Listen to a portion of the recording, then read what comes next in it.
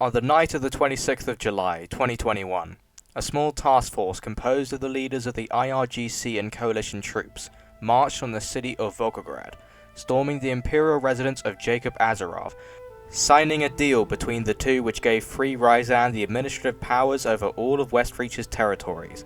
The Second Ryazani Republic had returned, alongside numerous other subjugated nations, would declare independence from the Third Empire of Bardonia.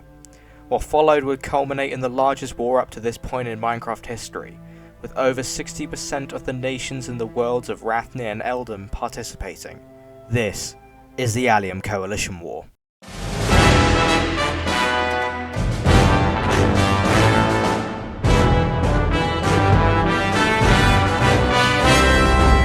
This is all real history on the Stoneworks Minecraft server. Create a nation with its own unique culture, history, customs, people, and so much more. The world is truly your oyster. The 26th of July 2021 began like any other day. Initially, it seemed to be a relatively uneventful day. The only things occurring were minor squatter conflicts in Allium and Niedia. But as soon as the sun began to set, the peoples of the world were suddenly awoken by a broadcast unexpected in nature. Whereas the Zephyrov's surrender was in violation of the Constitution of the Republic of Ryazan, the Interim Ryazani Governing Committee declares the surrender null and void, and reaffirms the existence of a state of war between the Republic of Ryazan and Empire of Bardonia, which was thrust upon Ryazan on the 23rd of June, and has not ceased since that time. No compromise, no collaboration, and no quarter. Citizens of the Imperial Arcanate of Iodoxa were addressed minutes later, with the following message from the Archon Hazel McSpiegel. Since its inception, the Imperial Arcanate of Iodoxa has sought to preserve the gifts of self-determination and liberty, both for its citizens and for the world. Because of this endeavour, we have often found ourselves at odds with other nations, particularly Bardonia. We have battled them diplomatically and militarily before as they have attempted to subjugate continents, conquer nations, and erase cultures. But those conflicts have never been direct or long in duration. That ends today. The Imperial Arcanate of Iodoxa and the Empire of Bardonia should now be in a state of war, effective at noon tomorrow. We are calling upon all our allies, partners, and volunteers to assist us. Our goals are the protection of the few remaining nations that have not fallen to Bardonia's conquest, and the liberation of those who have. We will only be accepting total and unconditional surrender. The nations of the world, assembled under the banner of the ancient coalition of old, march on each and every city of the Bardonian Empire, until total victory of the highest caliber is achieved. Salvation gives us strength for the world, no matter the cost. At 3:03, alongside Iodoxa and Ryazan, Alamein and Aldorash declare war on Bardonia. At 3:04, Tortuga declares war on Bardonia. At 3:11, Baconia and Lennox declare independence from Bardonia. At 3:18, Op-TC and other Iodoxan colonial administrations declare war on Bardonia.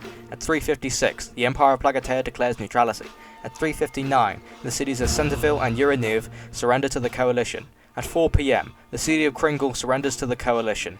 At 4:28, Aldovir declares war on Bardonia. At 4:31, Plagatea rescinds its neutrality and joins the coalition, declaring war on Bardonia. At 4:47, Falnir declares war on Bardonia. At 4:57, the Huica Federation alongside the rest of the Allium Alliance announces support for Bardonia. At 9:11, Aldanor declares neutrality following a heated debate between Allium and Aldanoran leaders. At 10:17, the city of Astoria and the Astorian province surrenders to coalition forces. At 11 PM, Halj declares independence from Bardonia. At 2:06, Simulami declares war on Bardonia. At 11:14 AM, the city of Freeholm defects to the coalition. Over the following hours, coalition forces would launch an assault on Bardonian territories in Sparwood, and they met with little resistance following the Freeholm uprising. Bardonian High Command would meet for the last time inside Medici Manor, deep in eastern Bardonia, far away from the chaos of the developing situation in the outer territories. In the absence of the Prophet, who had gone mysteriously missing, the Grand General Kreziman and Grand Lieutenant Mobius both called for an immediate retreat of all Allium forces from the capital, favouring moving the capital to Dorasterrock and launching a guerrilla campaign across the lost territories. Shortly after this order, however, the High Commander would receive the worst news any collapsing nation could get. Their allies, the Allium Alliance, were withdrawing from the war, signing separate peaces with the coalition. With the fate of the Third Empire seemingly decided, despite promises from the Prophet of a miraculous counter-offensive by the Hands against the Coalition.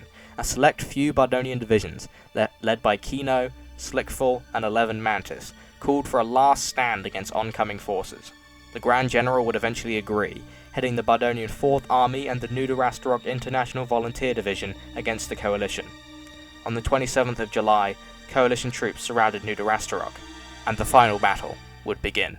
From the Ryzani capital of Carthia, the Coalition planned a carefully coordinated attack on the Bardonian capital of New Dorasterrock. The majority of forces, including elite combat divisions such as Ryzan's 9th Commando and the Alderashi 2nd Army, would encircle the city from the north, isolating any attempts of Bardonian escape into the surrounding smaller villages. The secondary division, composed of Viadoxans, Plugataeans, and Tortugans, would swing south, before recuperating with the Tortugan Dread Fleet and launching a central assault on the Bardonian Senate building. The rain came down hard, muddying the ground underneath the feet of the advancing Coalition armies. For many soldiers, this would be the biggest moment of their lives, and for some, their last. The eerie silence heard in the northern plains reflected the, at the time, unknown collapsing situation for the Bardonian High Command. At 3 PM, the two sides would begin exchanging gunfire. Members of the Bardonian 4th Armoured Division and the 5th Archers Regiment would open fire on the Coalition Secondary Division from the roof of the Senate building, only to be forced off the roof by the sheer numbers of the Secondary Division, devolving into house-to-house combat in the northern area of the city against the Ryzani Archer and Ranciad regiments. It was at this time that the Prophet, with no miraculous saving grace army, arrived to the Senate building, having spent the early parts of the battle clearing out what artifacts remained in the Bardonian palace.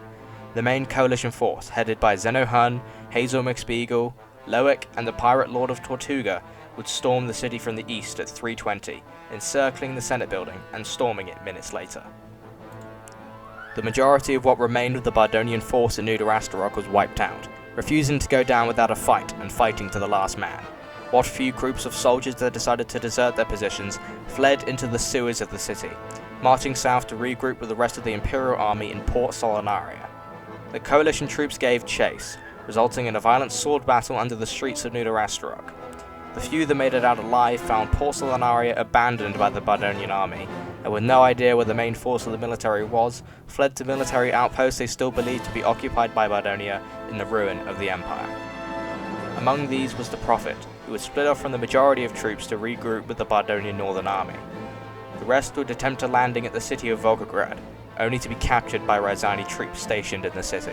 Back in New Dorasterrock, Hazel organized a defensive perimeter around the city, and settled in for a full occupation. The generals had caught wind of a full-scale counterattack from the neighbouring city of Duckburg from the Hands. At 3:30, this attack would come, swarming the eastern quarter of the city. However, under arms compared to the firepower of the Alderashi 2nd Army and the Plugataean armed forces, they would be forced to retreat, and the Coalition launched a bloody counterattack, which successfully pushed the Hands out beyond Duckburg. The Hands would recuperate and retreat to the Andornic city of the Pillars of the Sun. With no further attempts to retake the city, and the Coalition pushing deeper into Bardonian core territory, Hazel would announce a Coalition victory over Bardonian forces at New Dorasterrock at 4:47. With this announcement, Bardonian forces would begin to surrender en masse, with the plan to begin guerrilla warfare becoming increasingly impossible. A select group of Coalition troops, headed by the Alemanni armed forces, would begin an attack on the Pillars of the Sun, believing it to be the capital of Andorn, one of the last occupied states still loyal to Bardonia. This attack would fail miserably initially, with it only being seized by Coalition forces once the Hands voluntarily withdrew. Andorn would declare independence shortly after the battle, with the Coalition withdrawing from the city to rejoin celebrations of the victory at New Dorasterrock. Silesios, the last nation to support Bardonia, would turn against them and launch an attack on Ardat Mosul, with Ardat declaring independence from Bardonia shortly afterwards. The Allium alliance would be dissolved, as the last members who still pledged some form of loyalty to Bardonia would be coerced into surrender by the Coalition, with Kave being the last member of Allium to surrender to Yimu Aldor, who would join the Coalition shortly after the end of the Battle of New Dorasterrock. Baranov, the last Bardonian colonial possession, would declare independence in 734, refusing a Plugataean guarantee of independence. Attempts to resist the Coalition advance in the Bardonian core would be swiftly crushed, and the Bardonians would unconditionally surrender on the 28th of July, calling for peace talks in New Dorasterrock.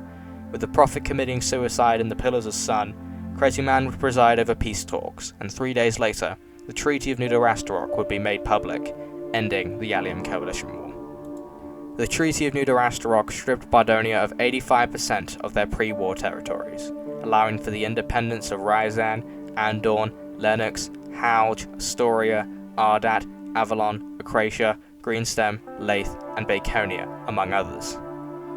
Alongside this, the coalition would establish an occupational zone over New Dorasterrock, which spanned the entire Ryzani border.